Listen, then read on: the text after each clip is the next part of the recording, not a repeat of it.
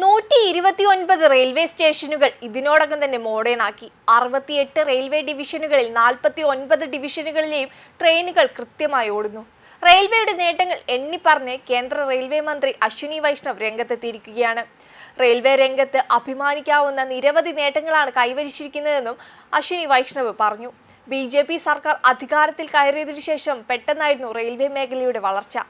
ഞൊടിയിടയിലാണ് Indian railway വളർന്നത്. വികസനത്തിൽ 3 ഇരട്ടി മുന്നിലാണ് നമ്മുടെ ഇന്ത്യൻ റെയിൽവേ. ഈ അവസരത്തിലാണ് അശ്വിനി വൈഷ്ണവിന്റെ ഈ പ്രതികരണം. അദ്ദേഹത്തിന്റെ വാക്കുകൾ ഇങ്ങനെയാണ്: 49 ഡിവിഷനുകളിൽ സർവീസ് നടത്തുന്നവയിൽ 80% ട്രെയിനുകളും കൃത്യസമയത്ത് ഓടിയെത്താൻ ശ്രമിക്കുന്നുണ്ട്. കേന്ദ്ര സർക്കാരിന്റെ റിപ്പോർട്ടുകൾ പ്രകാരം വലിയ മാറ്റങ്ങളാണ് റെയിൽവേ മേഖലയിൽ ഉണ്ടായിട്ടുള്ളത്. ജനങ്ങളുടെ ആവശ്യങ്ങൾ പരിഗണിച്ച് കൂടുതൽ ട്രെയിൻ സർവീസുകൾ രാജ്യത്ത് ആരംഭിച്ചു. കോവിഡിന് മുമ്പ് സർവീസ് നടത്തിയിരുന്നതിനേക്കാൾ കൂടുതൽ ട്രെയിനുകൾ ശേഷം സർവീസ് നടത്തുന്നുണ്ട്. പൊതുജനങ്ങൾക്ക് മികച്ച സേവനം നൽകുന്നതിൽ റെയിൽവേ പ്രതിജ്ഞാബദ്ധരാണെന്നും അശ്വിനി വൈഷ്ണവ് പറഞ്ഞു.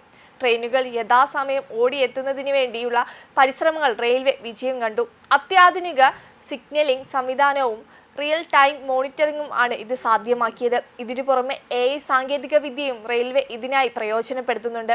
നിലവിൽ 13,000 പാസഞ്ചർ ട്രെയിനുകളാണ് സർവീസ് നടത്തുന്നത്. ഇതിൽ 4,111 മെയിൽ എക്സ്പ്രസും 3,313 പാസഞ്ചർ ട്രെയിനുകളും ഉൾപ്പെടുന്നുണ്ട്.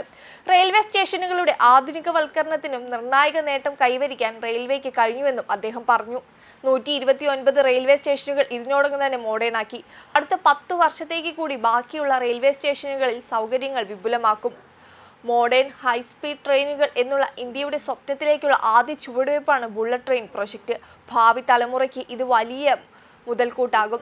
ഡീസൽ ട്രെയിനുകളിൽ നിന്നും ഇലക്ട്രോണിക് ട്രെയിനുകളിലേക്കുള്ള പരിവർത്തനം വിപ്ലവകരമാണെന്നും അദ്ദേഹം പറഞ്ഞു. അതേസമയം വന്ദേ ഭാരതും മിന്നിക്കയറുകയാണ്.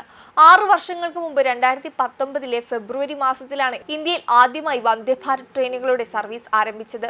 രാജ്യത്ത് അന്നുവരെ കണ്ടിട്ടോ അനുഭവിച്ചിട്ടോ ഇല്ലാത്തതോ ആയ ഒന്നായിരുന്നു യാത്രക്കാർക്ക് ഈ പ്രീമിയം ട്രെയിൻ സമ്മാനിച്ചത്. വികസിത രാഷ്ട്രങ്ങളിലെ ട്രെയിൻ യാത്രയെ അനുസ്മരിക്കുന്ന സൗകര്യങ്ങൾ, ഒപ്പം ഇന്ത്യയിൽ പതിവായി അനുഭവിച്ചിരുന്ന യാത്രാ ദുരിതം പേരിനു പോലുമില്ലാത്ത സർവീസ്. ഞൊടിയിടയിൽ രാജ്യത്തെ വിവിധ റൂട്ടുകളിൽ വന്ദേ ഭാരത് സ്ലീപ്പർ ഹിറ്റായി മാറി. 2019 ദില്ലി വാരണാസി റൂട്ടിലാണ് ആദ്യത്തെ വന്ദേ ഭാരത് ഓടിയത്. പിന്നീട് കേരളത്തിലെ 2 ട്രെയിനുകൾ ഉൾപ്പെടെ രാജ്യത്തെ 78 റൂട്ടുകളിൽ വന്ദേ ഭാരത് സർവീസ് നടത്തുന്നുണ്ട്.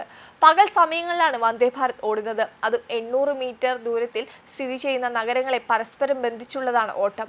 ഈ വർഷം ഏറെ കാത്തിരുന്ന വന്ദേ ഭാരത് സ്ലീപ്പർ ട്രെയിനുകളും ട്രാക്കിലിറങ്ങും. റെയിൽവേയിൽ ഇനി വന്ദേ ശ്രേണിയുടെ ട്രെയിനുകളുടെ കാലമാണ്. അടുത്ത 25 വർഷത്തിനുള്ളിൽ ഭൂരിഭാഗം ട്രെയിനുകളും വന്ദേ ശ്രേണിക്ക് കീഴിലായിരിക്കും. വെബ് ഡെസ്ക് കർമ്മ ന്യൂസ്.